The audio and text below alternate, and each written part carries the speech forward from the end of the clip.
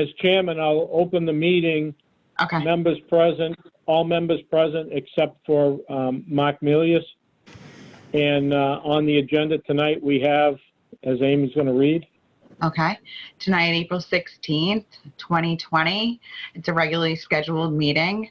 We have, we have a cancellation, a 6:30 appointment with Adam Mitchell for a site plan review. That's canceled. We have a 6:45 appointment with Steve Campbell on his Form A lot for 35 Thompson Street. He is here. We have discussion on the comprehensive permit, Country Club Estates 40B project. We have zoning bylaw 16722 and the zoning board decision petition 915, Amanda's Estates, and any other case law that may come up. Discussion of an email from Charlie Seelig, 3/29/2020, regarding the Selectmen's meeting on 3/24/2020. Litigation of Zoning Board of Appeals petition 915. Zoning bylaw changes. Hearing scheduled for May 7th, 2020 at 7:15. Also see your email, planning board members, with Alan Diaz's comments in the correspondence. We have meeting minutes to approve 9/5/19, 11/21/19, 2/6/20, 3/5/20, and 3/19/20.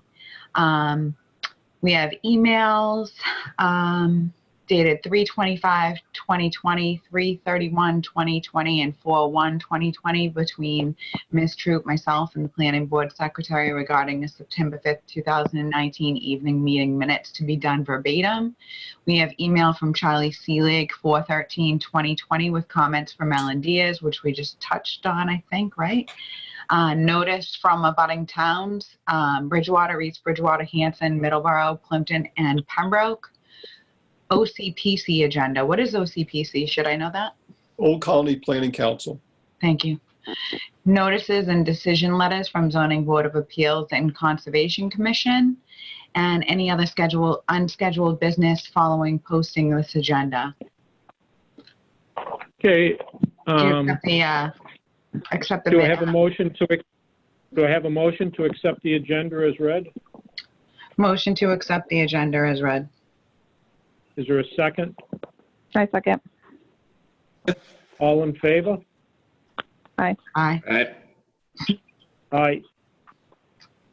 Okay, so on the agenda, the first item we have is, Well, it was the 6:30 Adam Mitchell, but he's not here. So there is a 6:45 at 6:43. Steve Campbell has been here since before 6:30. So should we take him? yeah, we could do that. Okay.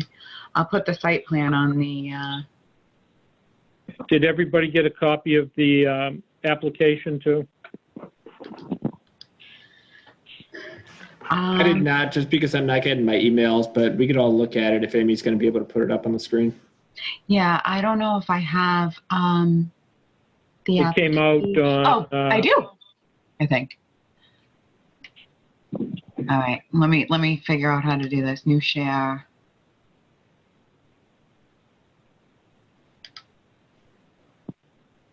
Is that it? Sorry, I'm a little blind.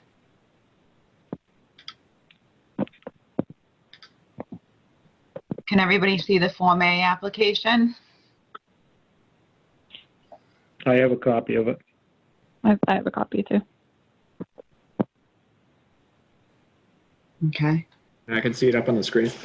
Okay, good. And then we have the plan.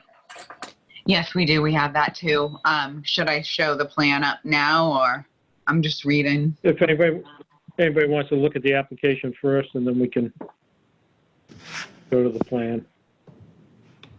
Did I go too fast for you, Carlos? No, it's all just ownership information. That's all fine. Okay.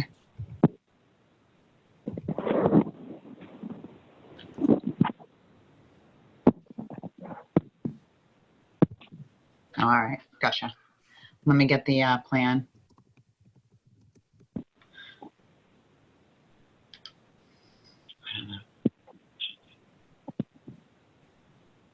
Okay, Steve, are you available to speak?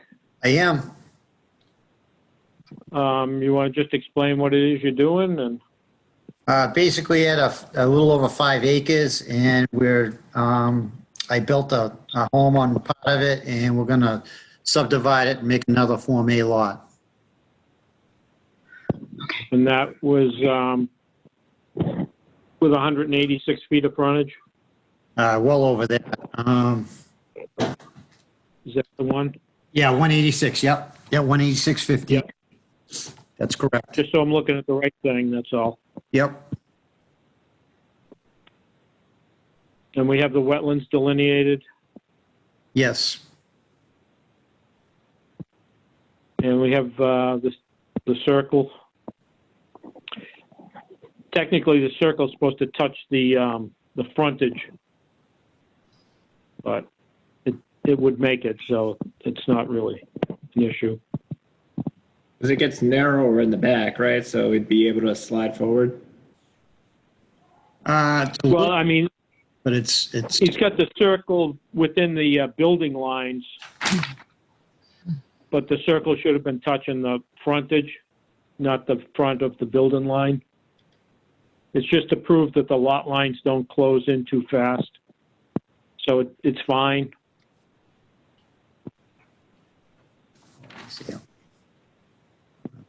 Right. So Gordon, you're saying that circle I just needs to need be a up little- on the frontage, or it needs to be on the front setback line? No, it needs to be right on the street line, the front line of the lot. And what that does is to prove that the lot lines don't come in so fast that you wouldn't be able to fit it in there. And where it's a rectangle and it really, it's not going to, it's going to fit no matter what there. So the lot 2 is the one we're looking at as being an A&R or a Form A. yes, Well, you're Sorry. taking lot 1 and 2 and carving them up to create 2 lots, whereas it's all just one big lot today, right? So lot correct. 1 would be a new lot as well. Yes. Yep.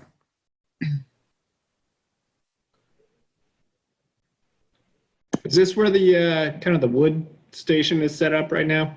Yes, it is. Okay. The wood station's right about the right on the property line.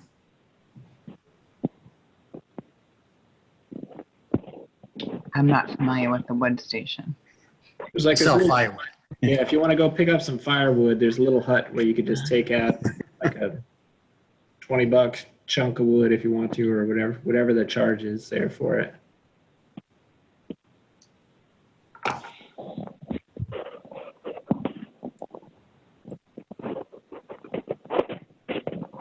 Is there additional property, or is this going to be carved up again in the future to the north of lot 2, or is that separate property, separate? That's ownership? separate property. That's Harold Keenes. yeah, Carol Keenes, and then it's Shields. He's up in Middleborough. This is the only property I have. There's going to be no more dividing on this property here. Okay, I don't have any questions. And you said that the circle, Gordon, it doesn't matter about moving that. So, I mean, like, I can't see anything. It has frontage, it has the acreage. I can't see anything that I'd have a question Yeah, about. yeah, the circle is a requirement that we have, but it's supposed to be tangent to the front of the property. But if you slid that forward, it still fits, so it's,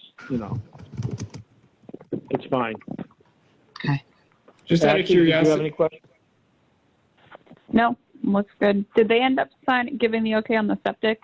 I saw an email that they were talking about that at the Board of Health meeting. I spoke with the engineer today. He hasn't been notified of any change yet, but whatever needs to be done is, he says that it's, I guess you have a third party person that looks at the septics, and he said that he basically comes back with every septic plan has some sort of change to it. He says, but it's really should be a non-issue. He'll make the change and fix that.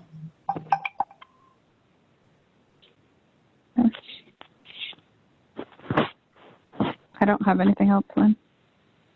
Okay. Carlos? Nope, that's it. I was just going to ask why the zoning was written so you have that circle right on the front lot line instead of the actual setback line. It seems like you wouldn't be able to stick a building in that circle anyway because most of the area is going to be outside the front setback, but that's neither here nor there. No, like I said, the reason for it was before we had the shape factor, Yeah. and it didn't get taken up after we got the shape factor, but you're supposed to touch the front line, and then so the sidelines wouldn't come in more than too fast to wipe out the sideline setback, really. Yeah, it looks like 80% of the front edge, right? So it needs to be 80% of, what is it, 150? Yeah, it's a 150, so it's 120-foot diameter circle has to fit in there. That's what it says. It says 120-foot diameter. Yep. I have no questions. Me either. Good Okay. luck, I think. What do we have to make a motion to accept this? Make a motion to endorse the Form A. I'll make a motion to endorse the Form A for 35 Thompson Street, Lot 2. I will second that. There should be a book and page or a number that we need to put in there too. A little more detail of the Oh, lot. okay, I got you. So let me look for that. It was on was it on the application? Yeah. So from Assessor's Map 116, Lot 4, Deed Book 49301, page 191. Okay. Motion to accept I have a the Form A lot. motion to endorse the Form A. Is there a second? I will second. Okay, all in favor? Aye. Aye. Aye. So unanimous decision. All right, you should be all set with that, Steve. We'll have to get in and sign it. Is the Mylar in? I'm not sure. I don't think so. I don't think I brought one down. So I will call my engineer to have them, Mylar done for you guys. How many do you need? It's one Mylar. That's what needs to be signed so it can be recorded. Okay. And then, did you bring copies of the plans down? Yes. But I don't You got like, need a Mylar. okay. Well, he knows he's going to have the Mylar. So you'll have to get the Mylar in, then we can go in and sign that. And Okay. we sign two copies of the plan as well, Okay. along with 3 copies of the application. Okay, I believe you have all the paperwork except for the Mylar, which I will get from him over the weekend and get that into you on Tuesday. Okay. Sounds good. Awesome. Thank you very much. Thank you. Okay, good luck. Thanks.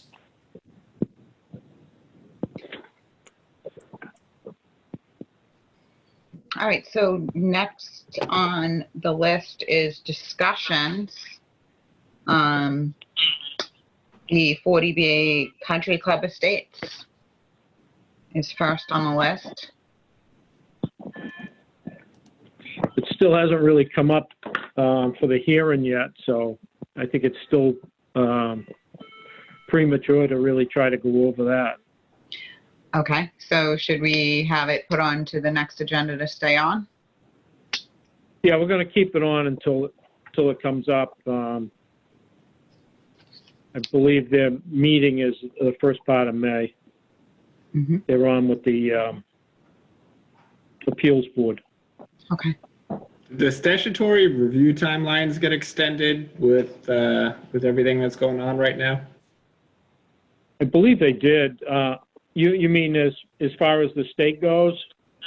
Yeah, and the town being required to act within a certain amount of time and holding hearings and all that. I think that it was extended, Charlie. Yes, everything is extended. Basically, the clock is frozen until the end of the emergency. and then it would start up again. So right now, the clock's frozen until May 4th. Okay. That's what I thought. But I think also the applicant extended too, didn't they, Charlie? Right, as part of that, both the ZBA and the applicant agreed to hold the hearing May 6th. So if we're still in an emergency, I expect the ZBA is just going to bump it again to June. If we're not in the emergency and they can have a physical meeting, then I would expect they'll start that Wednesday, which is the day before your next meeting on May 7th.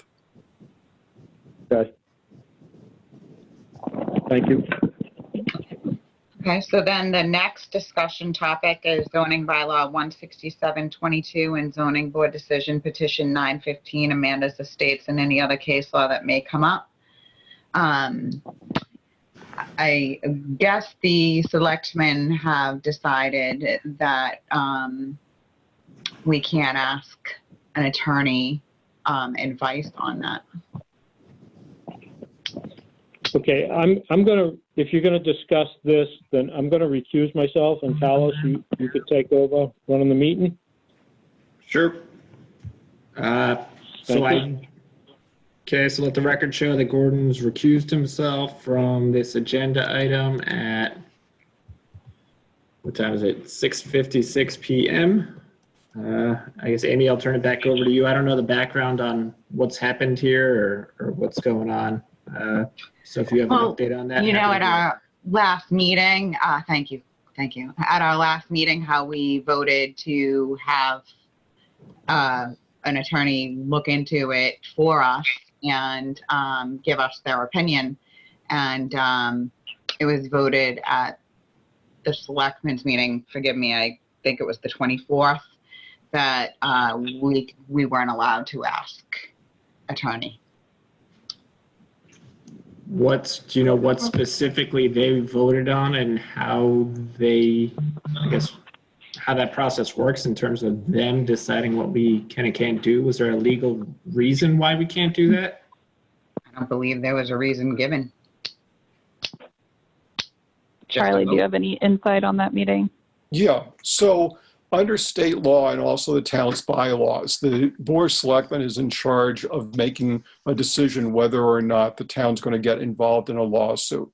You would asked to, in fact, appeal the ZBA's decision and then also consult with Attorney Mayo about whether you had grounds, whether you had standing and the grounds were good on 16722. The Board of Selectmen, given that you wanted to appeal the decision, denied the request. Right, but that's not exactly what we said, right? We said we wanted to ask Attorney Mayo if we had the grounds to appeal, and then if we did, we would take it further from there. So they voted against us even getting an attorney involved or getting our own attorney opinion. I think it was actually a two-step thing, right? So we voted technically to appeal it, subject to the attorney saying it was okay. Right. So we had to go to the attorney first to get whether we had grounds or didn't have grounds, but they didn't even let us go to the attorney, correct? Right. But they don't have a reason to stand behind why they didn't want us to go to the attorney. Well, if you want me to say anything, I can say something on that. Well, did the selectmen decide it, or the vote of the board? Meaning, hold on. Let me ask this question. Did the selectmen give the reason, or are you going to give the reason right now? The board. Did the selectmen have reasons behind their decision? Not you. The selectmen. Okay. Did the selectmen state why? Or because I don't want to hear what you have to think. Well, then I want to know what the selectmen said then that's at the fine. meeting. And if they didn't have a reason, I would want to know what it was from them, not what you think, because you know how I feel about that. Then by all means, talk to the board. Is there minutes from that meeting that we could look at, Charlie? I don't know if they're ready yet. Okay. I would think that there would have to be a reason for them to tell us. And I also would question whether or not Tom Millius should have recused himself, as it is about a site plan and a multifamily. And in the past, he has recused himself last summer, I believe. I can't remember the date right off the top of my head. But he recused himself on anything to do with a site plan with multifamily because he owns one in the town of Halifax. So he should have recused himself from that vote on the 24th of March as well. And I guess all we could say is if you feel there's been some sort of violation, I think there's avenues for you to pursue something there if you feel like there was something done incorrectly. Absolutely. I did try to get it on the agenda for April 14th, and there was a non-meeting vote by 2 selectmen, which is a quorum. And they decided not to allow it on the agenda.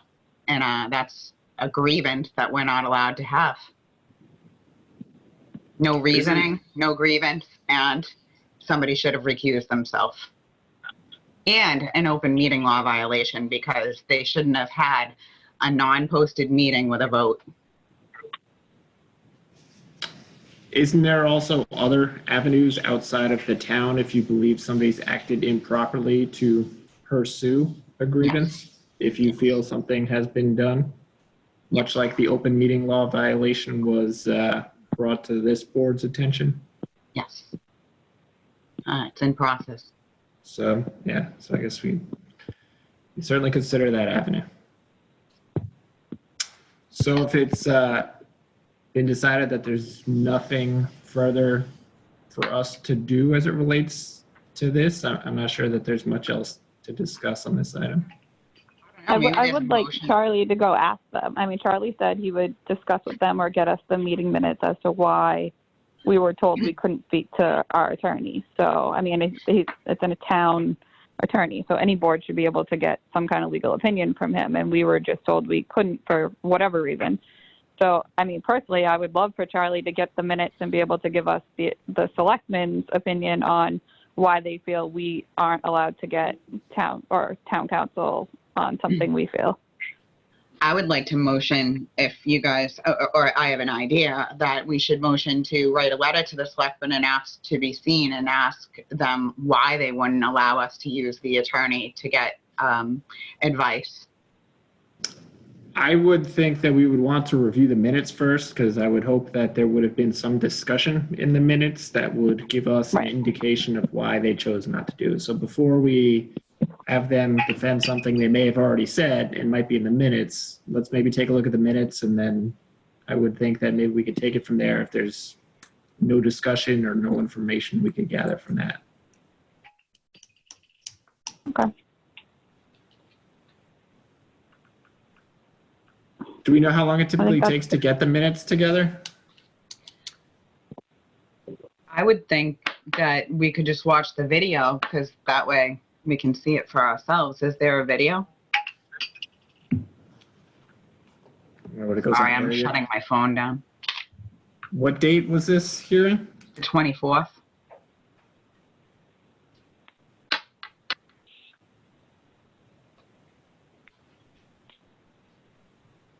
Yeah, you'd think by now it's been, what, 3 weeks? What is it, Area 58? It is Area 58. Let's see. That's the benefits of all working electronically. Right.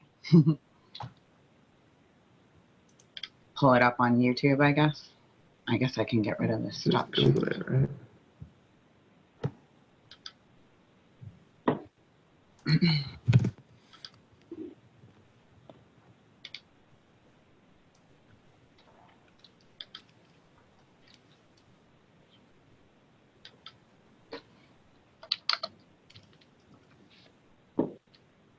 Either way, I'm not sure that we need to try and watch these videos or Google them now. We could possibly do it after this meeting unless anybody feels like we should be doing this. But was this meeting not taped? Because I just logged into Area 58 and I see 3/10/2020 and 3/17/2020.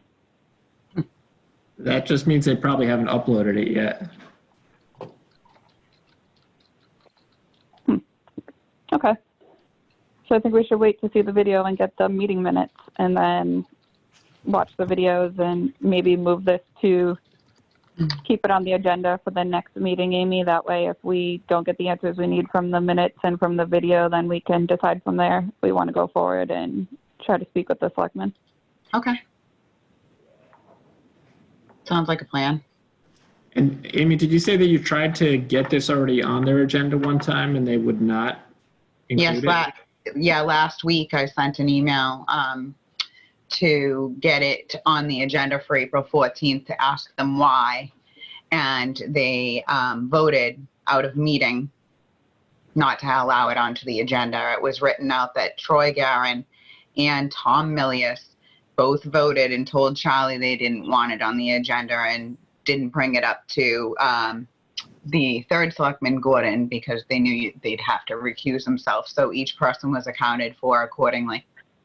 And that was not a open meeting that was posted, and they voted, listing the votes.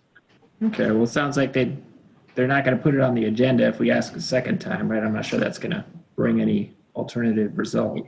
Well, they had an illegal meeting because they can't vote with a quorum and not have it posted.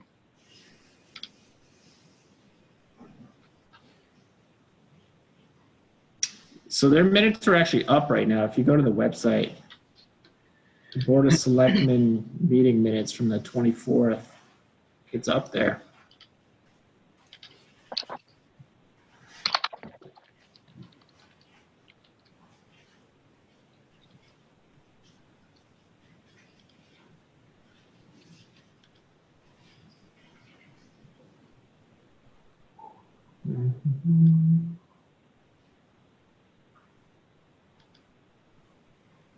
Oh, I see. Okay.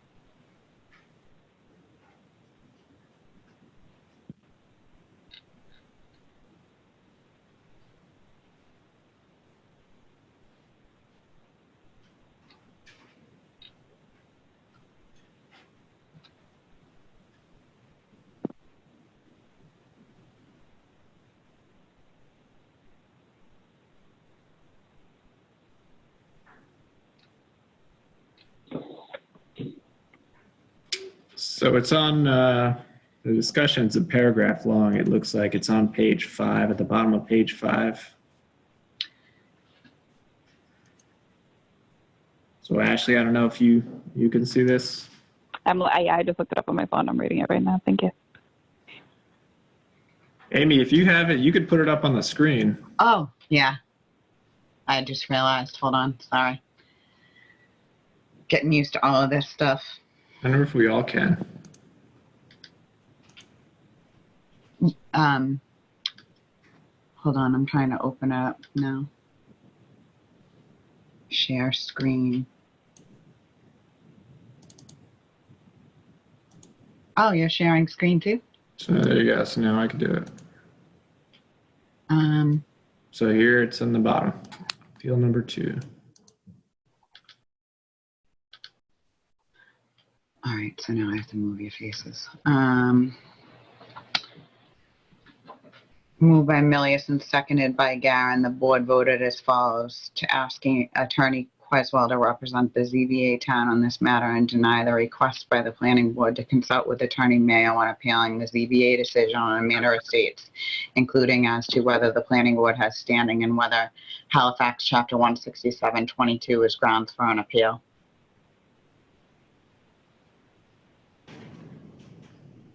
Well, since Amy Queswell actually stated that it was grounds that it was against 16722, I see no harm in asking another attorney their opinion, and I don't think that we should be denied that. It's our grievance, and we shouldn't be neglected that grievance or told we can't have it just because I don't know.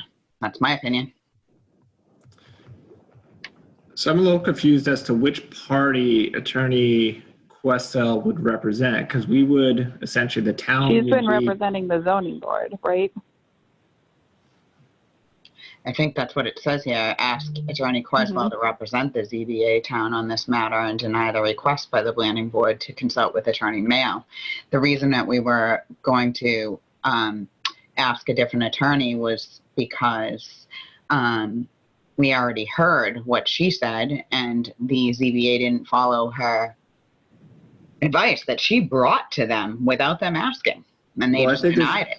There's also a different matter where you can't have the same attorney representing both sides, right? Right. Right, which is why we asked for Mayo to look into ours, because Questle has been dealing with the zoning board.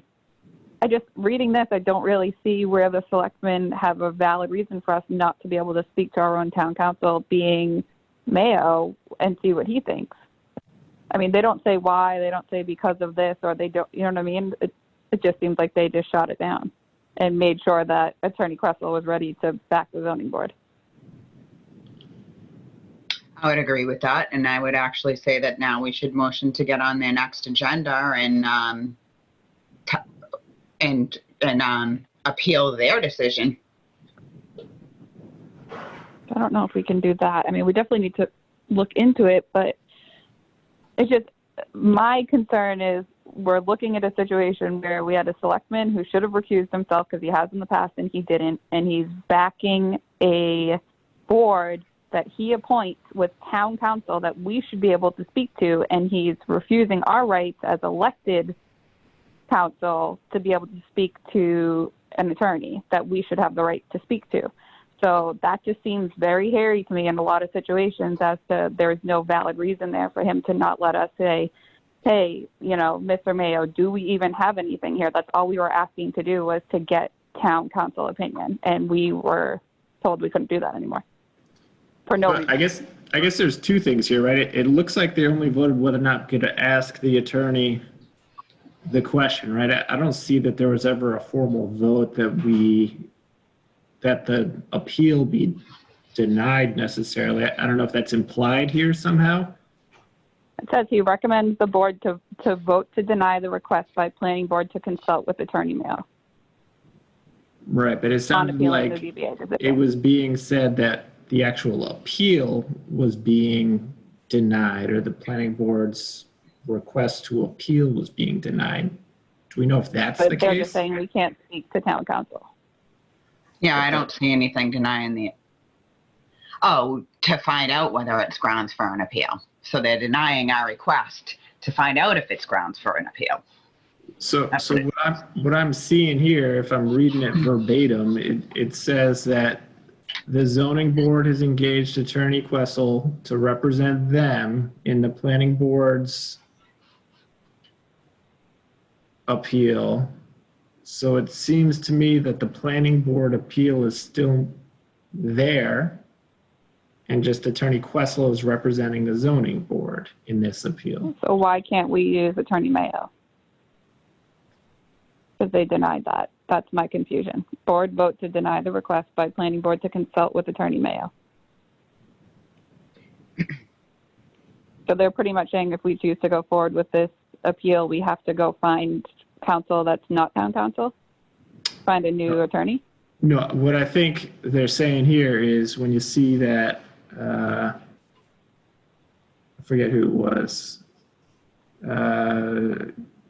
Tom Milius said the town spent lots of money on this, which I agree with. I think what they're saying is that if the planning board wants to do this, then we have to do it of our own accord without spending town funding on attorneys. But the ZBA the town can fund the ZBA. I think it might be because the town is essentially the defendant, and I think you're required to defend yourself if you then become subject to an appeal. Versus the appeal is voluntary. I would love to follow Amy in this at this point and say, hey, listen, maybe we get ourselves on their next agenda and go there and speak to them and try to get a better, clear understanding of where they were coming from, and not just reading minutes, just, you know, voice our, I mean, I'm not really sure why they didn't ask us anyways. We should have been asked to come in and given our opinion and why we felt the way we did. It's being denied, so they didn't even hear what we had to say. Correct. Okay. If you'd like to try and get on their agenda again, we'd like to, I guess, formally request that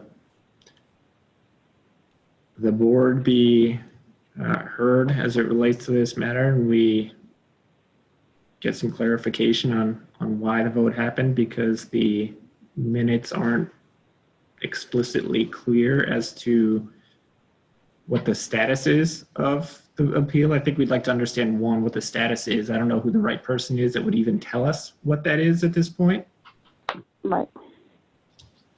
And then I guess secondly, understand the basis for this vote. All that, I'm not sure how much of that can happen and whether or not they can or cannot just not We have can it get on be their the agenda. again.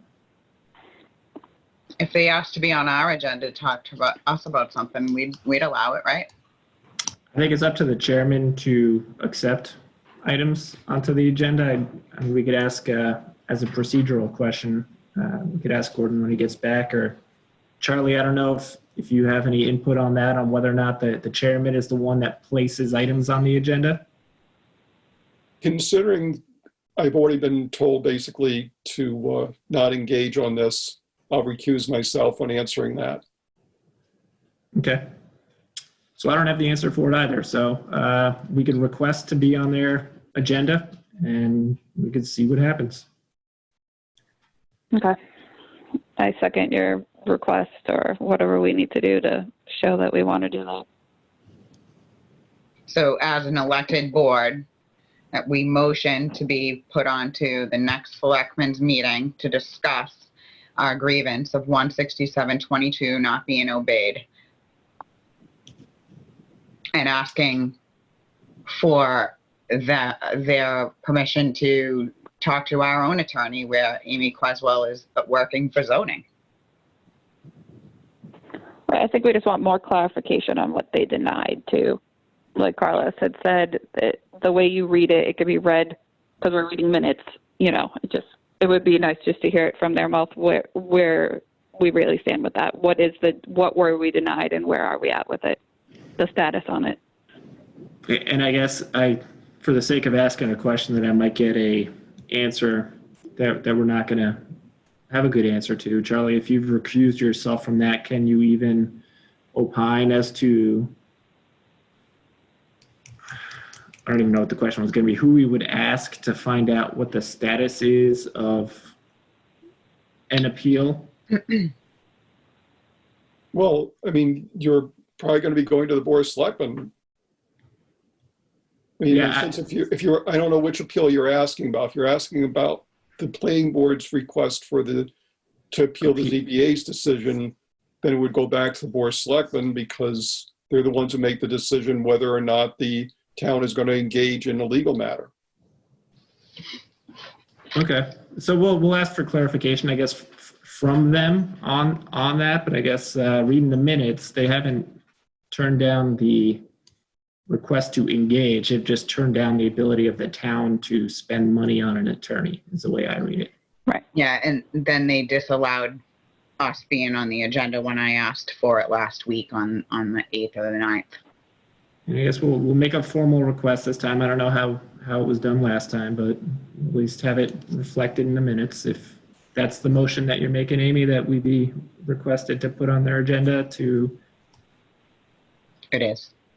Motion to be put on their agenda to discuss the vote taken on the 24th, the vote taken on the 9th, and getting. Just to back up then, what's the vote on the 9th that you're talking about? That was when 2 selectmen had a quorum and voted against putting us on the agenda without it being a posted open meeting. And again, maybe we'll look into the procedural part of it. Maybe it's not a quorum type vote as opposed to the chairman of the selectmen that makes that vote on their own. But we could ask the question. It was written out in an email stating that Troy Garin, Tom Milius voted not to put it on the agenda, and that they didn't ask Gordon because he would have to recuse himself anyways. So that's a list of votes from what open meeting? Okay. So we're asking for clarification on the denial to be on the agenda. So we're asking to be put on the agenda to talk about why they didn't put us on the agenda. And that was a request from you as an individual as opposed to the planning board to be put on the agenda? I did. I emailed and said, can we be put on the agenda? And I said, and post a meeting just in case we had anybody else interested in coming and have a possible quorum. And when you say we, did you say as a planning board, or was that you as an Yes. individual? I made the email as an individual to Barbara and Pam and asked for a meeting to be posted just in case, because I was going to let you guys know if we were going to be on that agenda for this. And we were denied with a list of the votes from Troy and Milius and a recusal from somebody. I don't even know if he knew about it or not. Okay. And I think this gets back to the other question. I think Mark raised this last time. If we're going to be making requests as the board or posting meetings as the board, I think it would be good for us to talk about that beforehand. Because even if we were on that agenda, I'm not sure how the rest of the members would have known that it was. Well, Alana would have had to tell everybody. This is that weird, like, open meeting thing that we're not supposed to talk about things until we're in a meeting. And I don't think we can talk to Gordon about this particular situation as the chairperson. So I don't know the right way. I mean, Charlie, can you at least give us some kind of guidance on, should we be bringing this stuff to our Alana and then Alana bringing it to the board into whatever the other board that we're, you know, and just in general, not just in this situation? What's the best way if we want to be talking to another board to do this so that the whole board knows? Well, to take in two pieces, forgetting about the other board for a moment. Internally, the planning board members can discuss setting up a meeting and what would be on the agenda. So any of you can contact the rest of you and say, I'd like to have a meeting on April 29th. I'd like to have the following agenda items on the agenda. And the other people could say, well, I can't make it that night. How about this night? Or I'd like to have this item also on the agenda. You just can't deliberate as to, for instance, why you want those things on the agenda. But in terms of setting up the actual meeting, what the date is, where the time is, where you're going to do it, what's going to be on the agenda, that's all perfectly allowable under the open meeting law. And then whether it's Gordon or whether it's Carlos or whoever you all decide to send it to Alana, send the information, date, time, place, agenda to Alana. Alana then sends it to Barbara Gaynor for posting. Okay. Yeah, and I think we were just missing that first step of the discussion of here's an agenda item we'd like to discuss with the board. Right. And I think that's kind of what we're trying to accomplish at these meetings. So if, Right. you know, in the future, I think we should at least send out that communication internally, like, hey, this is something I'd like to get on the Board of Selectmen. And then we could all have that discussion and agree or disagree to do that as a board if we're being represented that way. So in this one, I think we should have Alana just make the request to be on the next Selectmen meeting, which is, what is that? Let's take a look.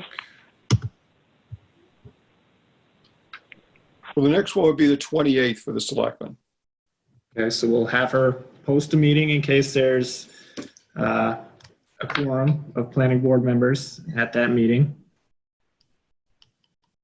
And at the same time, we'll have her request to be heard on that meeting. So it's coming from her as opposed to, or it's coming from the board if that's a discussion item that we're going to have here as a board together as opposed to from an individual.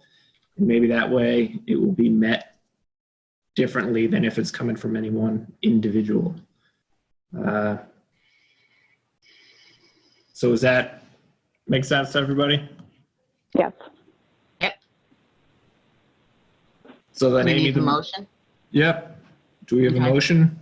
So the motion on the table to be on the agenda for talking about the 16722 and the 915. It's really more about 16722 being denied in my eyes. I just think that you can't just do that. You can't. Sure. So then the specific request is just to, if I'm bringing it up on the screen here, is to discuss the Andrews versus Halifax appeal number 2 and their decision to not have the planning board be represent or discuss the matter with Attorney Mayo. Right? That's a specific thing we want to be on the agenda for? Right. I was thinking more of it being that I wouldn't call it Andrews versus Halifax. I would call it the planning board wondering why we aren't being represented by having the law 16722 followed. I'm not. I don't think that it's about the Andrews versus Halifax. That would be confusing to me. I'm on 16722 ground for an appeal because they didn't listen to the attorney when they were told that they couldn't do it. I'm just referring to it that way because that's the line to the item. meeting. I know. Right. I just We're think just referring to the actual. but it still brings it back to what I don't think it's about. I think it's about the fact that 16722 was not followed, and the town has that bylaw for a reason. So why wasn't it followed? And I appeal on that. I'm specific on that. The only reason you have to cite the 915 is because that's what it was on, not because I want an appeal on that. But it's not because So do you know what I mean? But we can't ask them to opine on what the zoning board did. We have to just ask them why they didn't feel it was warranted for us to be able to speak to the attorney as it related to our appeal of the zoning board decision. Exactly. So make it the motion that you just said. Okay. Do we have a second? Second. I second. Ashley. All those in favor? Aye. Aye. Aye. Right. Does that end the discussion on this item? Yes. All right. Being 7:27, hopefully Gordon's still around. We welcome you back to the meeting. Yep, I'm here. Okay. Then we have the zoning bylaws. I believe that's the next item, is it? Yep. And I believe we get copies of the revised bylaws.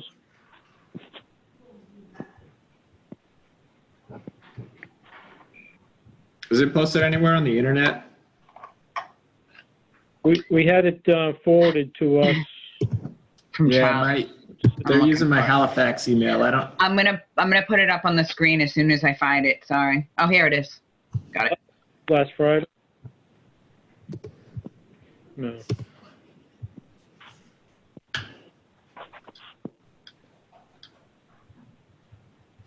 All right. So are we starting with the new draft of the multi-family bylaws first? Put that on. Yeah, I think Hold that's pretty much what it was. Yeah. Can Hold you- on. I'm gonna get it on the screen. Just one sec.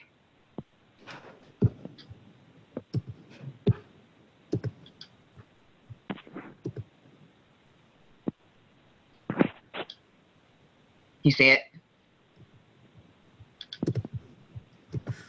I can. Yep. Okay.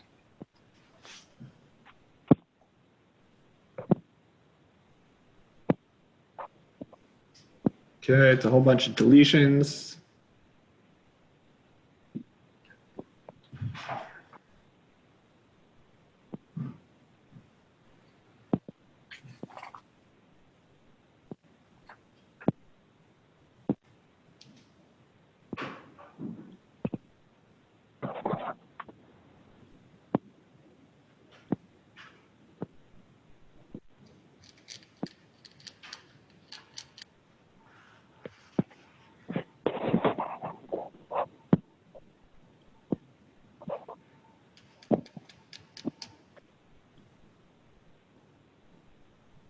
Am I going too slow? No, that's fine. It's my first time reading it. I'll be right back. Something just slammed outside.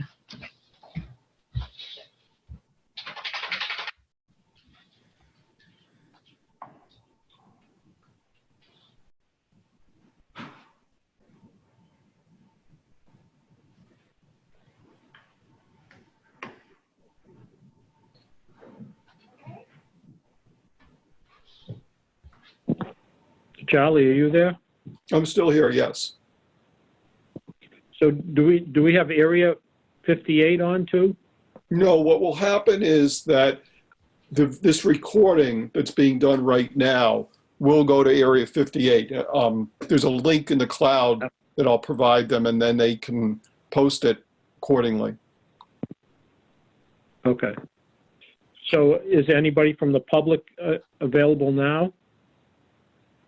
Well, I think participants, it's the four of you and me at this point. Those are the only people who are in the meeting, so to speak. But anybody's okay. welcome, right? It is a public meeting, so Oh, anybody can just absolutely. log in. Yeah, yeah.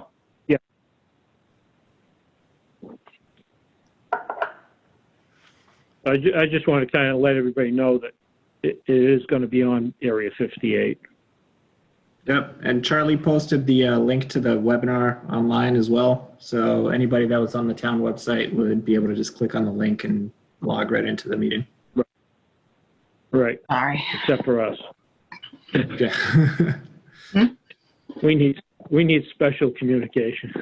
you need a laptop. You must have one, right? A what? A laptop? One of those newfangled things, computers? I got a candle. There you go. A candle and a mirror. That's all you need, right? Yeah, I got the iPhone.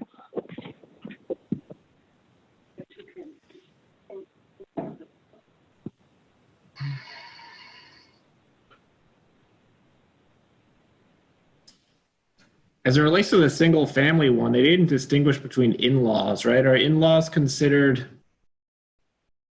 We want didn't them to do the add that- in-laws. What's that? We're not doing the in-laws and just the multifamily. No, I understand that, but just their definition of a single family detached, it said no more than one dwelling unit, right? So would an in-law count as two dwelling units technically?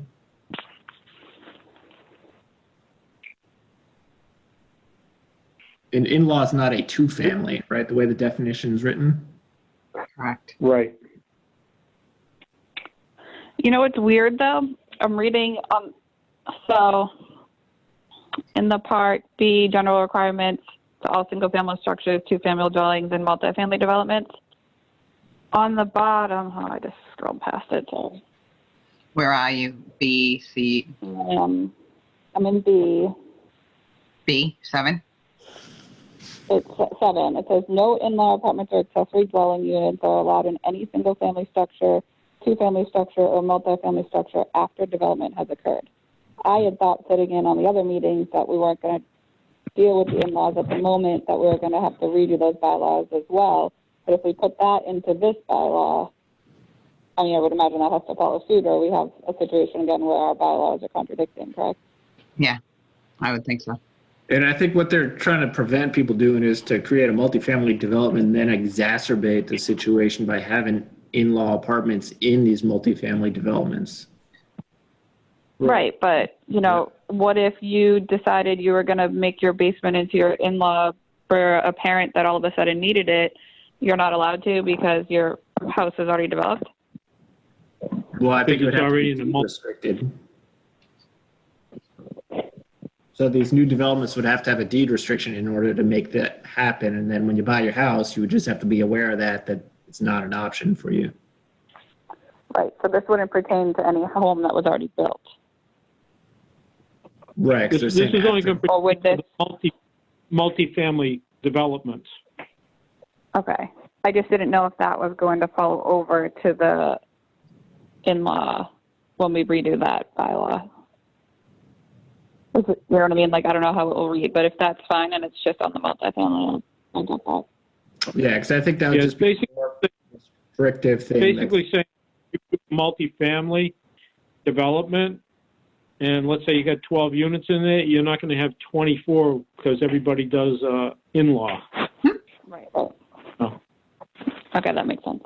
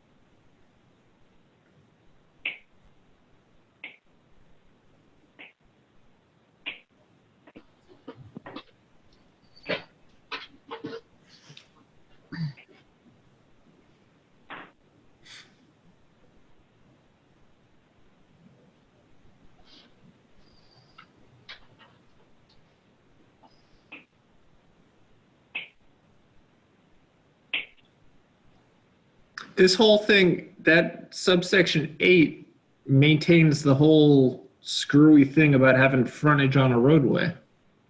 There's a lot of it. Yeah. Yes, it does, but what when you get through with it, what it's going to do is say that you have to have a roadway. It doesn't have to be a public way.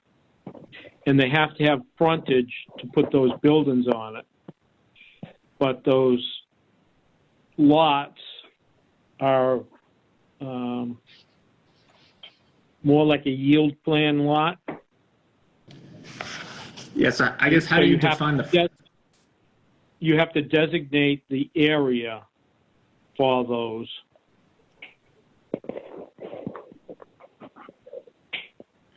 But I guess my question is going to be how are you going to define what the quote unquote frontage is if there's no requirement on like a paper right away? Does this get into actually creating lots and having to show a yield plan later on? Because it's an internal drive. Do you measure it along the curb line or the back of the sidewalk? How are you doing that? Say it again. Sorry. Where are you going to measure that frontage? Is it going to be along the curb line? Is it along the back of sidewalk? Is it 5 feet beyond the back of sidewalk? Good questions. Okay, why don't you write that question down and send it in?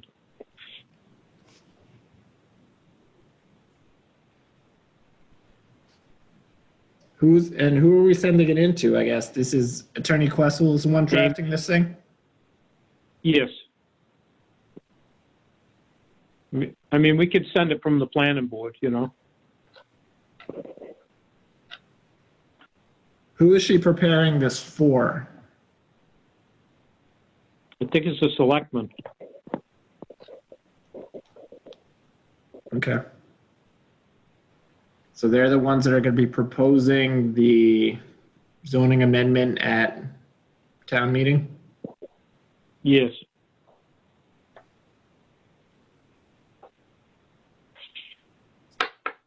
And is this the finished product or are they still actively crafting it? This is getting down to the final. Okay.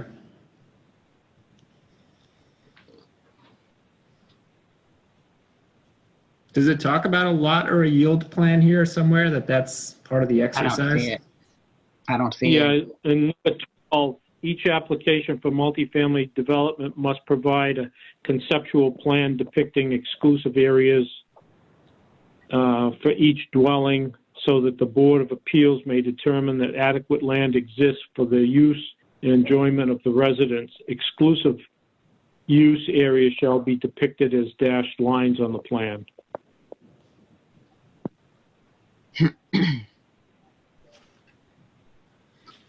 Okay. I missed where that was, so. It's the last item, it's 12. And I saw that they actually explicitly noted that the development needs to have 150 feet of frontage. Yes.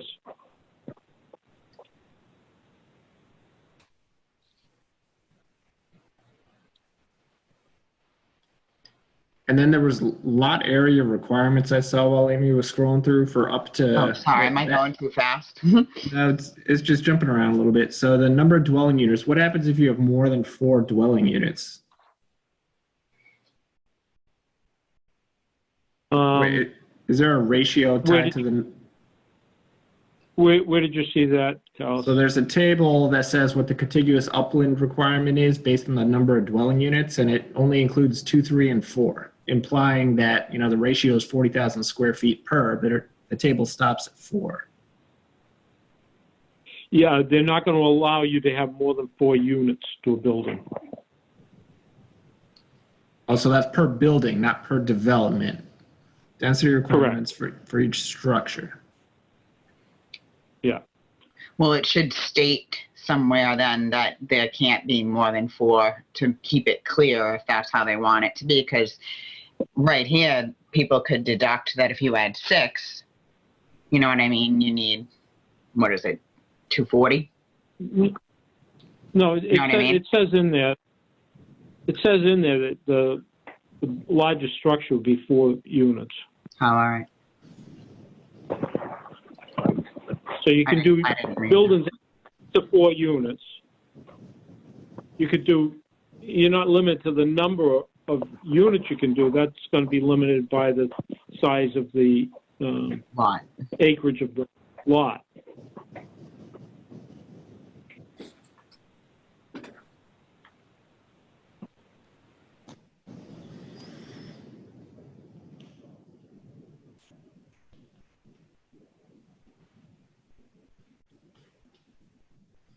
So is there a distinction if you do a single multifamily building as opposed to a multifamily development?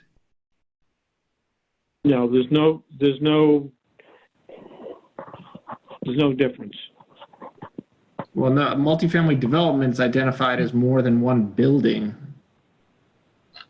Yeah, well, we've changed the definition.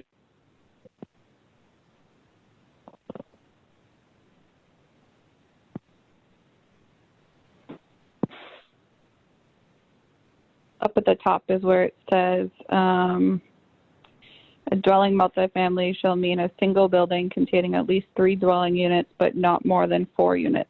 This definition shall include townhouses consisting of side-by-side units open to at least 2 sides. But that's where it says no more than 4.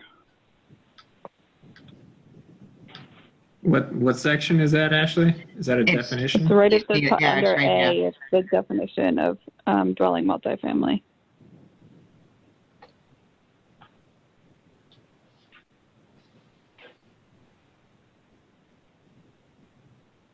Except I guess it would exclude duplex. Which always, No, you can include a duplex in a multifamily, but you can also do a duplex outside of a multifamily.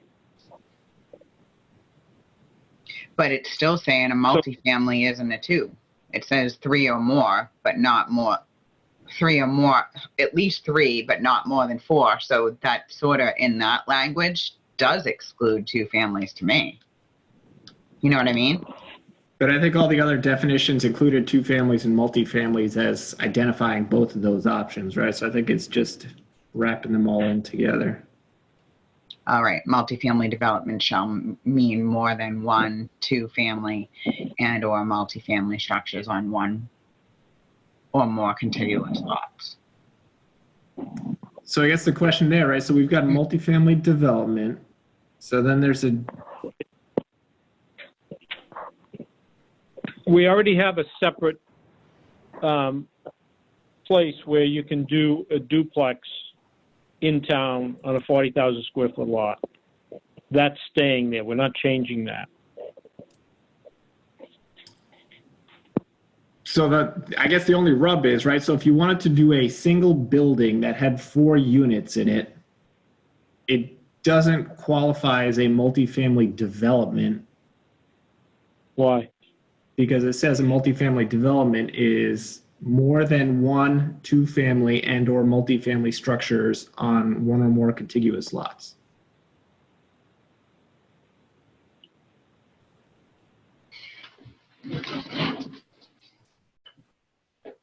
So you have to have two buildings to have it qualify as a multifamily development, which seems kind of silly. Well, you still have to have the minimum acreage for the multifamily development too. 10 acres. If you want to do two, if you want to No, do two multifamily. multifamily dwellings. A multifamily development, you still have to have 10 acres. Yeah, so I guess what I was getting at, the way it was worded, I was waiting to see a separate category for a multifamily dwelling construction because that isn't included as a individual category apart from multifamily development. But it doesn't look like there Right, is because one. we're not going to allow multifamilies unless they're on the 10 acres. So I guess the point being, I think for clarity, right? So somebody doesn't want to just build a single building, like a single 4-unit building, if they want to do that on 10 acres for whatever reason. Should we clarify that it doesn't need to be more than one multifamily structure? It could be more than one two-family. I mean, it could be 10 acres with, you know, three family where a family might decide to live, right? 3, you know, like, Yeah, it could be. 3 single-family homes. They could stick them all on there if they wanted to and call it a multifamily development.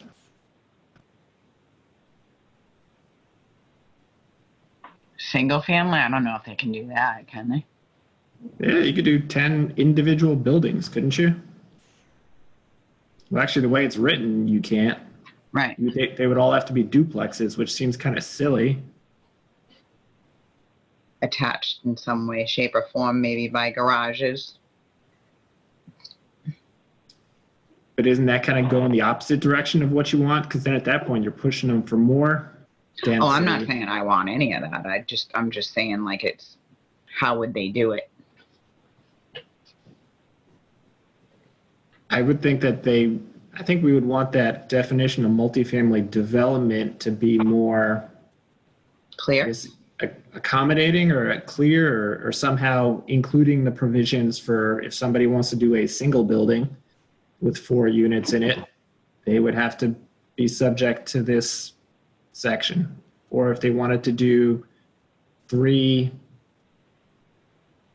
dwellings, 3 single-family dwellings, they could apply under the multifamily development criteria if they wanted to as well.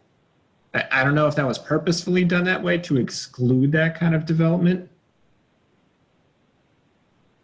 Well, it seems pretty confusing to me once you start talking about whether or not a single family could be put on there, and we would have to figure out what that would all mean. Meaning like 3 single families. It's not really a multifamily because it's not a 2, it's not a 3, it's not a 4, unless, right? Right. More than one 2-family and or multifamily structure on one or more contiguous lots. It doesn't say anything about singles. So that would mean that would be excluded, right? It would imply that, I guess. It Do we doesn't like explicitly implication? allow it. But if you did, so if you think it through, right, so if you did allow for multiple single unit structures, single family dwellings, then that would essentially allow you to kind of subvert the retreat lot requirements if you did 2 on a 10-acre piece of property.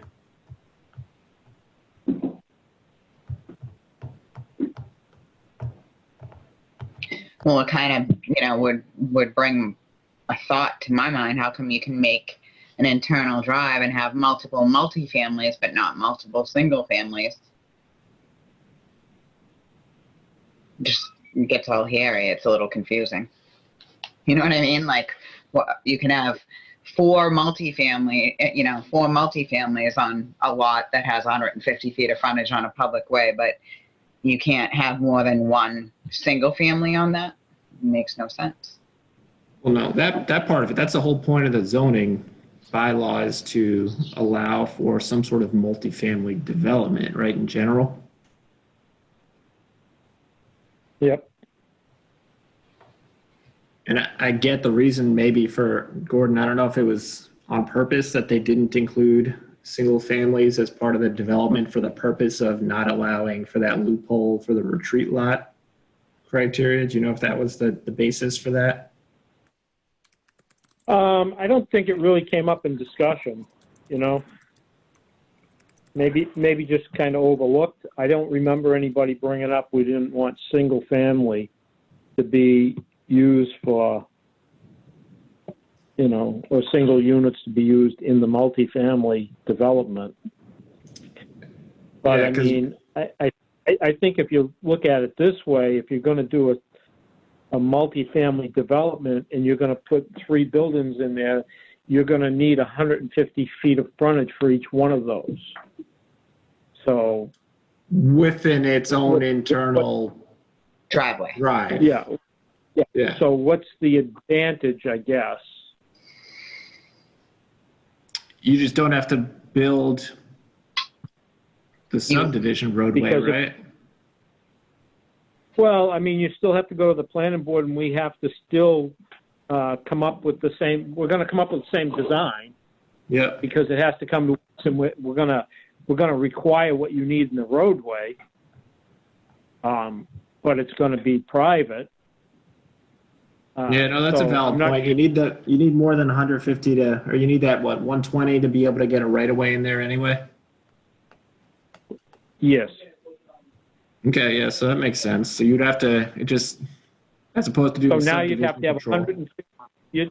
You'd have to have 150 feet, and then if you did 3 units in there, you're going to have 150 feet of frontage for each unit. So if you're on the street, but I Yeah, don't the know end why you result's would no do it, different. right? Except you could do it as a condo development as opposed to individual ownership. Yeah, like on 27 Hanson, they have the detached single families with garages, and we Fiore did it a few years back.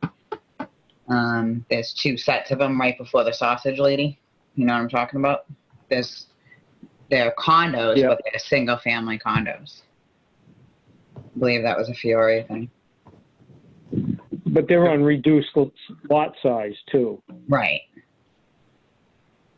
I'm not saying that we need that. I'm just saying like something like that could be on,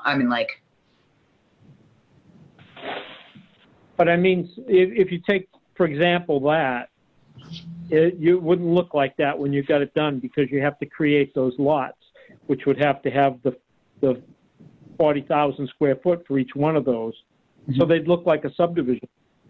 That's what I'm saying. I don't think you'd have any advantage to doing it that way. You might as well just do the subdivision. I don't see that there's an advantage to doing a condo, single family. I mean, I know they're out there, but I don't see what the advantage would be when you go to sell them over a single family house. Is there an actual lot size requirement for the 40,000 square feet per each unit. Yeah, because then that table that we were just talking about only talked about 2, 3, and 4. It didn't talk about 1. Right. Okay. So I mean, like I say, I think the single family, if you're going to take a 10-acre parcel and put 3 singles on there, why wouldn't you just subdivide it? And Well, if somebody wanted it to be a family compound. yeah, but I mean, the thing of it is, you're going to have to put the same number of square footage of road in there, or lineal footage of road in there to get the frontage. So, no.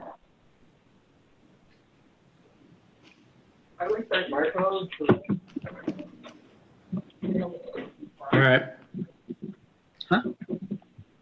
I mean, if you want to ask that question, we can.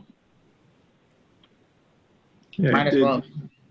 Yeah, talking it through doesn't seem like that big of a deal, though. I think I would want them to at least acknowledge maybe that a single multifamily building would also be included in that. Okay, we can find out on that. Yeah, that single family one, I guess, talking it through and getting your justification on it, I'm okay with, but if we want to ask the question, I'm fine with that too. We might as well ask it to make sure that it's covered. Yeah, that's why we go over them.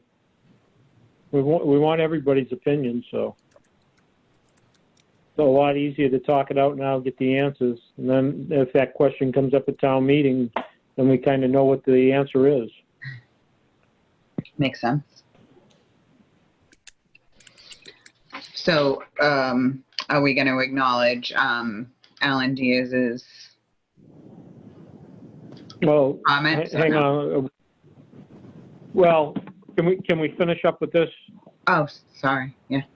first, and if we get any more questions on this, and then we can move on to our next item. Okay. Do we know I thought it was their, bad enough, sorry. do we know the schedule on this and when any of our last comments or questions are due? If Charlie's there, I didn't So see. your hearing is May Oh, it's up. 7th. So Yep. that's where everything is aiming on this. Certainly, what I can do is forward any questions to Attorney Questle in the meantime, and then you'll have answers Yep. in time for the May 7th hearing. Okay. So, I mean, that's what we can do. Carlos, if you've got some questions, we'll send it off. Yeah, sure. The only questions I have at this point is how do you define the lot line for calculating frontage?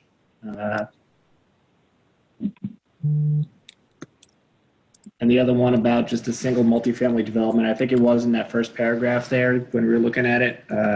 So maybe that's accounted for there as well, even though the introductory sentence didn't explicitly acknowledge it. So those are two pretty. The second one's Which one minor. was I think defining the frontage is kind of the bigger one. You want to make sure that people are doing it consistently, and you don't just say, "Well, it's along the center line of the roadway."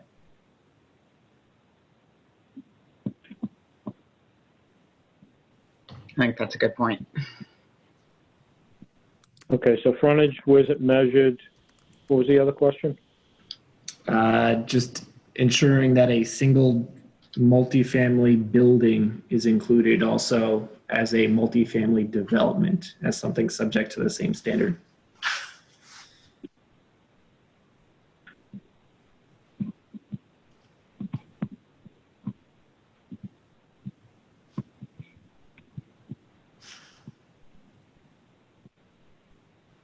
And then I think Okay. the third question there is just whether or not it would be beneficial to include single-family structures, multiple single-family buildings on a single lot as something that could be contemplated for this multifamily development.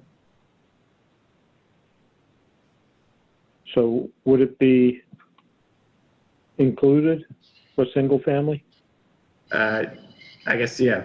Would it make sense to include it, or should we include that provision? Should somebody want to do that for whatever reason, that they could do multiple single dwelling buildings as part of a multifamily development?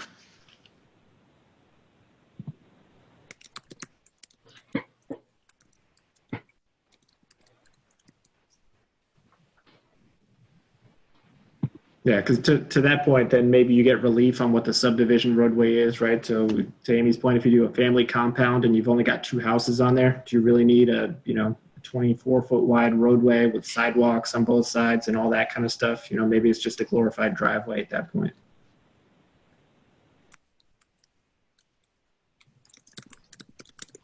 Okay. Okay, any other questions? Comments?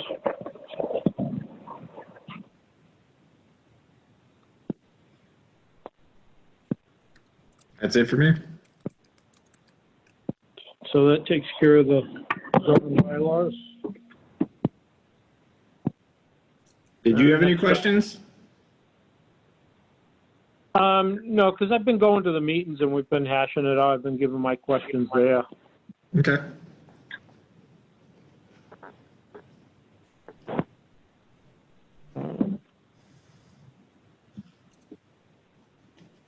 Okay, what's the next agenda item we have? Gordon, sorry, just so you're aware, there are two other zoning articles that you'll be hearing at the hearing on May 7th.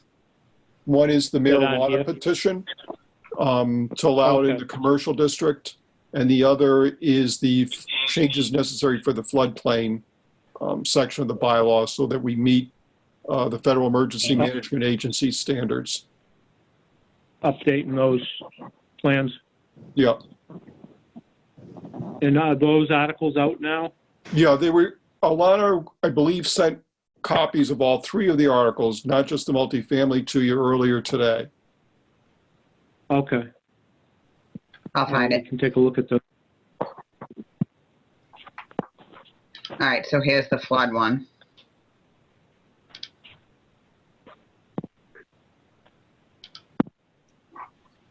Takes me a second, sorry.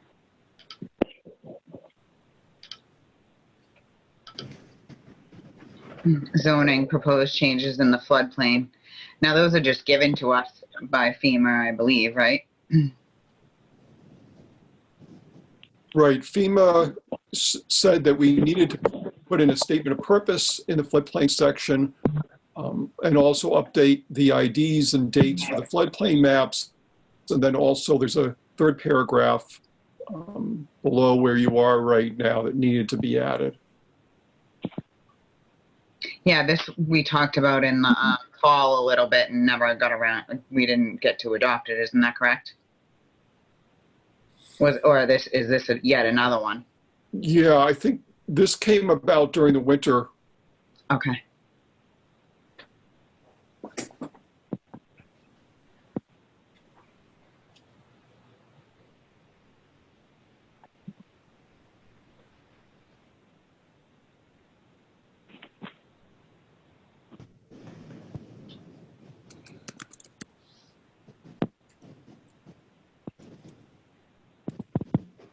I'm fine with all this. I don't think my I mean, there's really nothing. phone, yeah, What's the matter? my phone won't let me open it up while I'm on the phone, I guess.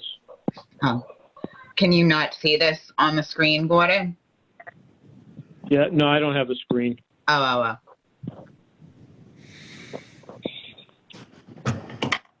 So this one's, I don't mind reading, but this one's proposed changes in the floodplain district regulations proposed by the Board of Selectmen.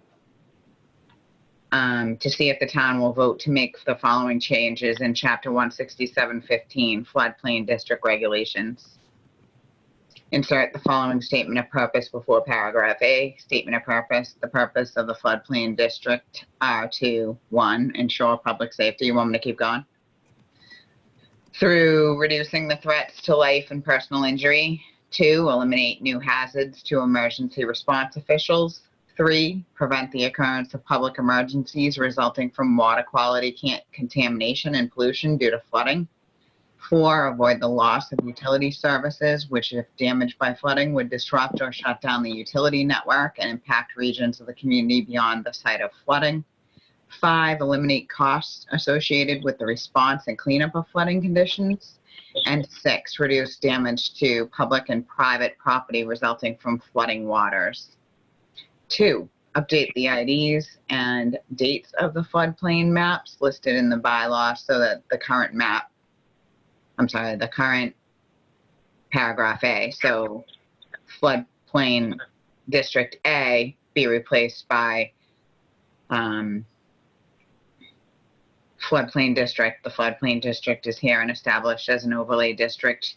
The underlying permitted uses are allowed, provided that they meet the following additional requirements, as well as those of the Massachusetts State Building Code dealing with construction in floodplains. The floodplain district includes all special flood hazard areas within the town of Halifax designated as Zone A and A1 to A30 AE on the town of Halifax, Plymouth County Flood Insurance Rate Maps, FIRM. That's what that stands for, Flood Insurance Rate Maps, so it's FIRM. And the flood boundary and floodway maps issued by the Federal Emergency Management Agency, FEMA, for the administration of the National Flood Insurance Program. The map panels of the Plymouth County firm that are wholly or partially within the town of Halifax are, and it lists panels dated 2012, 2015, and 2020. There's 2 new ones for July 22nd, 2020. The exact boundaries of the districts may be defined by the 100-year base flood elevation shown on the firm and further defined by the Plymouth County Flood Insurance Study dated July 22nd, 2020 on file with the town clerk. How's it dated ahead of time? You know what I mean? Why is it dated July 22nd, 2020 when it's That's weird. April 16th? It has to go in there. Oh, all right.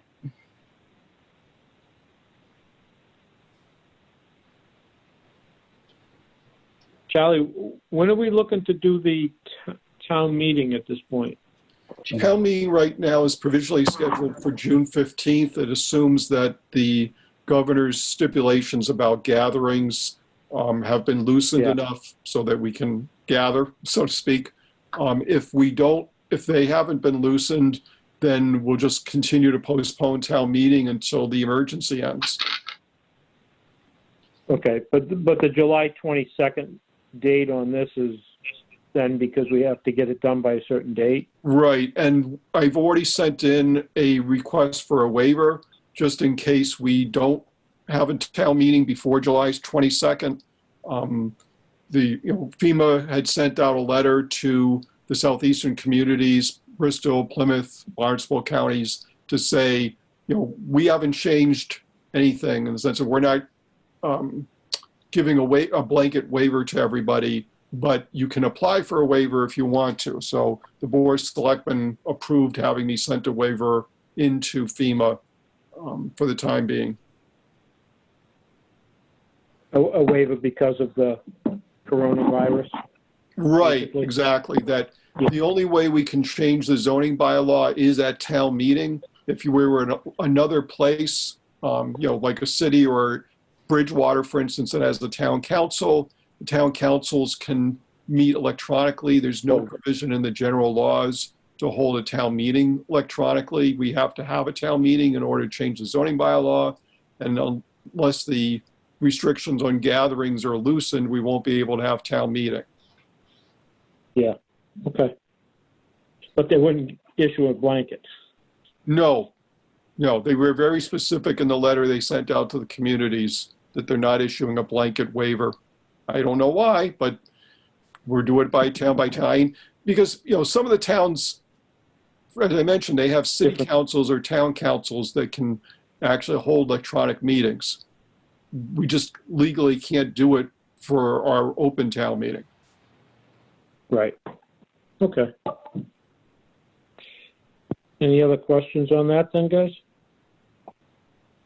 I don't Nope. have questions on that. I opened up the next bylaw that was submitted via petition from Robert Maker to see if the town will vote to amend Chapter 167.7 zoning schedule of use regulations from the uses talking about marijuana establishment, see 167D15 added 5817.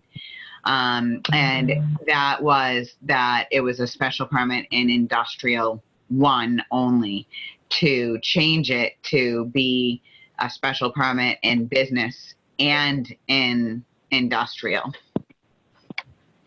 So it would allow it not only in industrial, but it would allow it by special permit in the business area. Any discussion on this bylaw?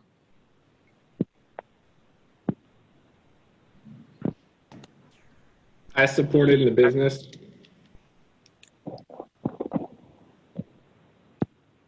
So this is pretty much the same as the one that came up before?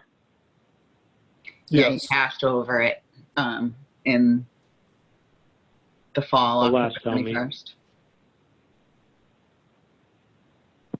This special permit, is this ZBA or planning board special permit? ZBA.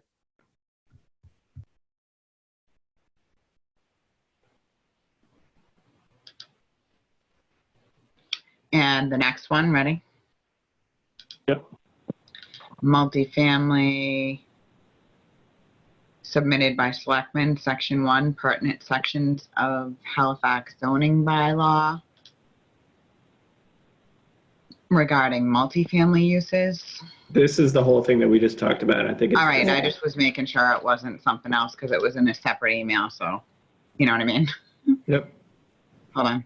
And add for Halifax zoning bylaw.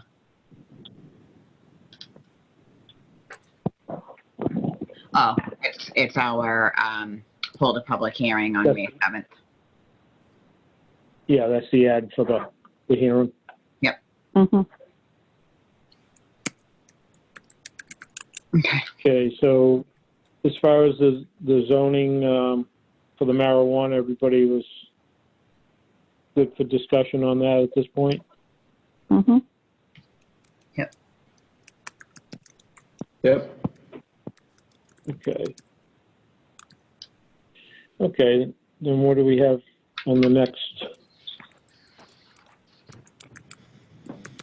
Meeting minutes, or well, we never talked about Alan Diaz's comments, but I don't know if we need to. I mean, we can, I mean, because I'm not sure that everybody's seeing everything that's coming through, so. Okay. Yeah. So I'll share the screen. Hold on.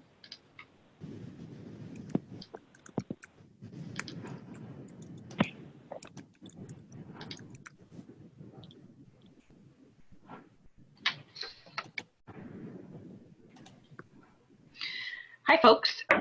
Alan Diaz provided the following comments. The proposed language seems to be what we discussed. I have two comments, though. So this is Alan. One, under B, paragraph 5, remove Title 5 and use the CMR, which is 310 CMR 15, which is the official name of the regulation.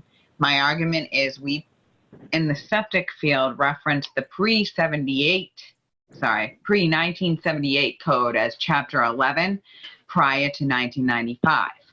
We referenced it as the 1978 code. Since 1995, it's been Title 5. Any major overhaul of code could change its referenced name. 2, should we stop there? I don't know what to say about that because that's Well, what he's referencing is like the bylaw calls out Title 5. If they make another change, they might call it Title 6. oh, And then the bylaw wouldn't be referencing that item, but CMR 310 15 is what it all comes under. So the change would be made there. gotcha. What is this even in relation to? What are these comments for? This is to do with a multifamily.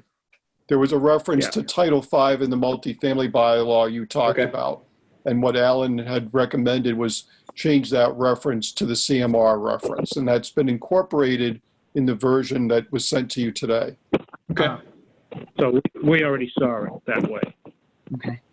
Sure. And then the second thing he was mentioning is this was not discussed, but under C1, existing public way, D2, and D5, these projects are only allowed on public ways. They should be allowed on public, hold on. They should be allowed on public ways and ways determined to be adequate by the planning board. The planning board now has the statutory authority to have private ways improved that are not under subdivision control. The town currently has 52.7 miles of accepted road and 7.6 miles of unaccepted road. It appears that some of the accepted road are paved, 2.03 miles. I think that should have been unaccepted roads. Or accepted roads are unpaved.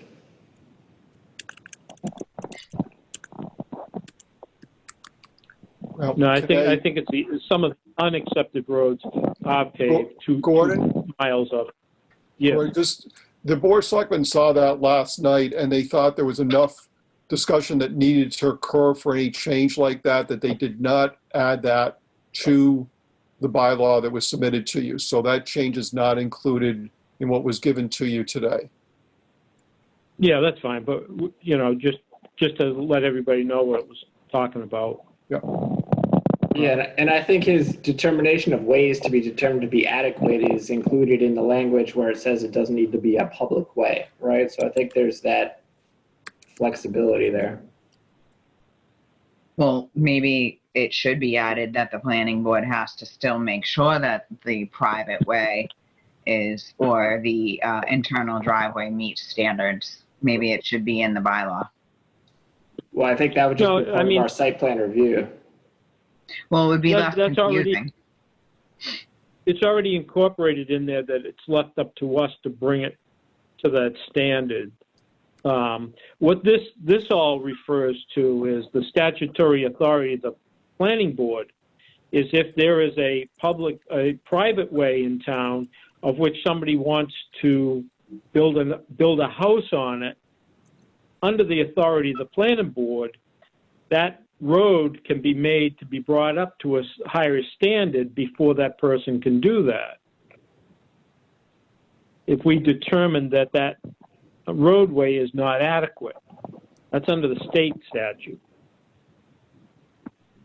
Okay, but does that have any And- relation to anything? Is that just stating a fact? Well, I think he was looking to, and we kind of talked about, you know, being on a public way. I don't think we're going to go back and change it and say that you can do this off a private way. That's the whole intent of it was, you know, it needs to come off of a public way. Yeah, I think that's a given. Yeah. And then there was discussion about being on, you know, because the one thing that we did discuss was if you put one of these in, you could not do an extension off of that internal driveway.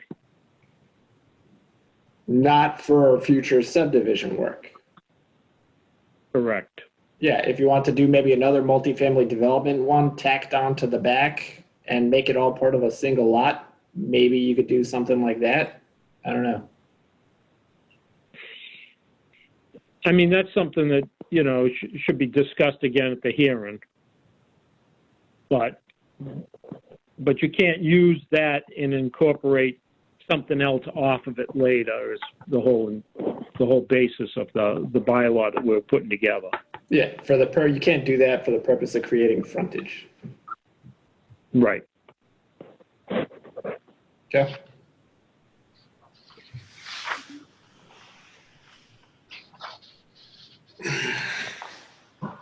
And then I had a couple of calls this week, actually this morning and one this afternoon.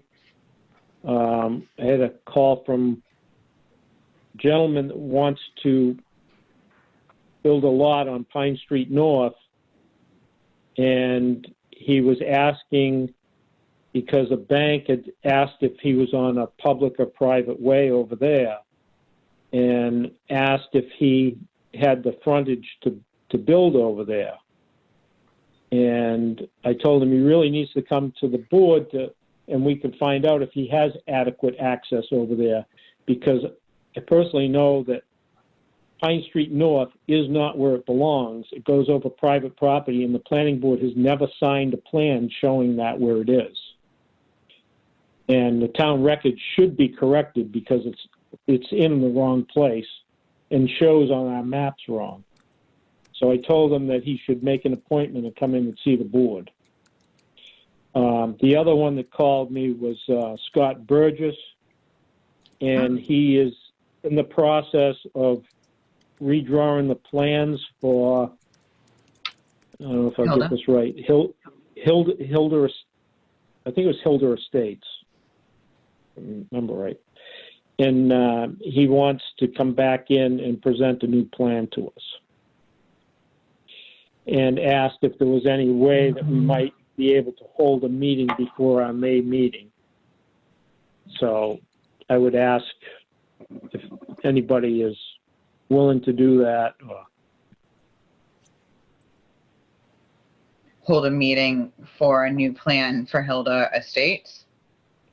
Yeah, and to come in and show it to us to get feedback, and then we'd have to set up, because he wants to change it, would be a hearing. But he wanted to see if we would hold a meeting and take a look at what he's presenting prior to May. Which again could be, you know, a meeting like this where we get the stuff electronically and we can put it out. It would be a meeting to discuss what he has there. He just wants to know if what he has, we would want big changes before he goes ahead for a hearing. I don't have a problem with having an extra meeting for, like, you know, one item or whatever, a half hour or something like that.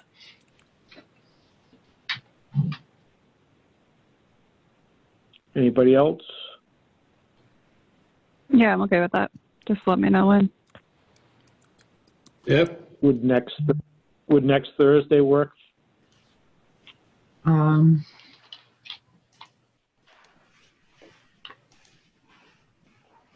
What's the big rush on this one? He wants to come in and have us give him our opinion as to what he's presenting, if it's something that he could just go ahead with or not. So it's a preliminary look at a plan. Is Hilton Lane the one that had the whole bunch of fill where he was trying to figure out what he was doing, and he had like a wetland crossing, he was going to do a single lot, and maybe it was going to be multifamily? Is that project? Yeah. The one with needed to provide frontage for that other lot. Remember that? Yeah. Yeah. Yep.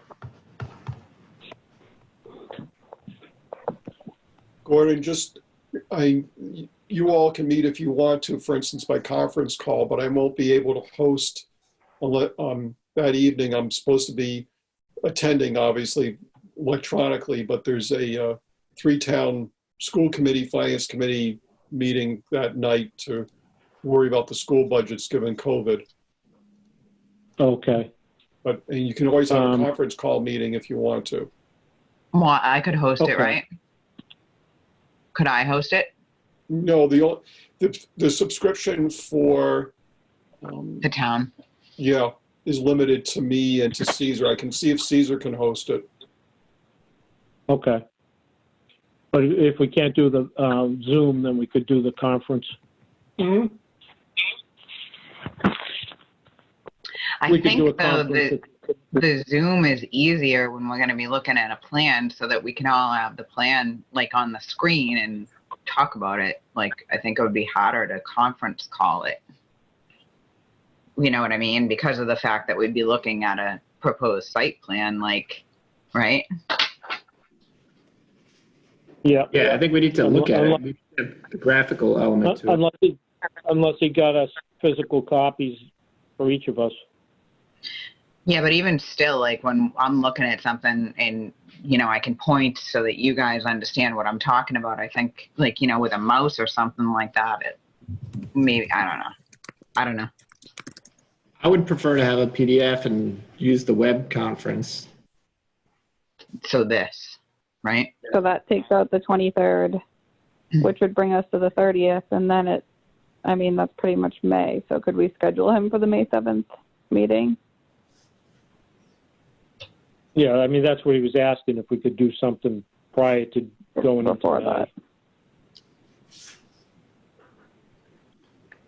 Can we find out if Caesar would be available? Sure, I can do that. Okay. And then You Charlie, guys if be- not, will you find out availability on the 30th? Because if we don't have availability either of them, then that only leaves the 7th. The 30th, let me see where. 30th, I'm available at this point.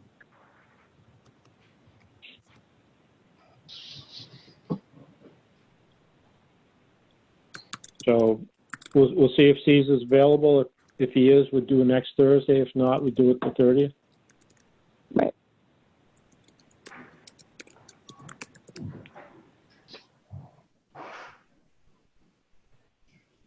So what is it with the Zoom, Charlie? That's the town bought a So site? subscription. Okay. I mean, And you can, is that a secure? well, it's as I secure as heard it can something- be. I mean, obviously, as you've probably seen newspaper articles, if you don't set your Yeah. controls up, someone can bomb the meeting, so to speak. Yeah. But that's why you need a host that can, if someone's causing a problem, either vocally or, trying to share a screen or something like that, you can block that person from doing so. So for instance, kind you of can set it screen? up so that the only people who can share a screen are you all, as an example. Okay. Because some people have shown some other screens, huh? Oh, yeah.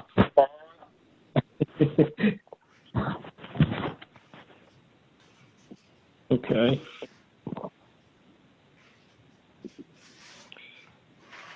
All right. Next, we have minutes.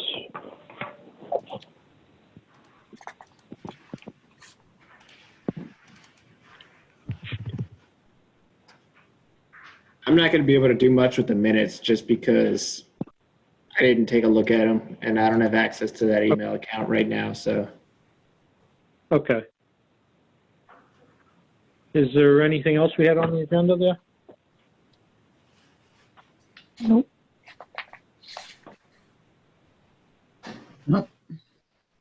Golly, is there a way that, like the mail that's coming in? Can get scanned to us or something. We can get that done, sure. I mean, Terry's in the building most days, and what we can have is have her scan it, send it to Alana, then Alana can distribute it to you. Okay.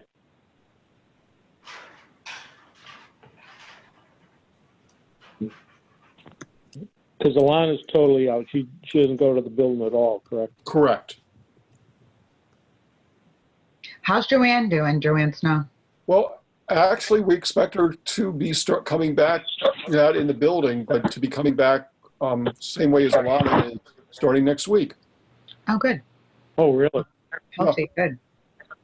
I mean, since I believe they're in the same house, I think they'll work together on some of this in the sense of Alana can provide some guidance about working from home. And but my expectation is Joanne will take back her planning board duties fairly quickly. Yeah. Well, that's good. She certainly went through a lot. Yeah, not easy. No. All right, so we'll hold off on the minutes. Do we have anything else? nope. Then I would look. No. I'd look for one more motion if there's anything out there. I make a motion to adjourn. There you go. I'll second that. Second it. Or, There's a All right. second motion. All those in favor? Bye. aye. All right. Aye. Have a good night, you Thanks, guys. Be everybody. safe. Thank you all. All right, good Thank night. you. Thank you, Charlie.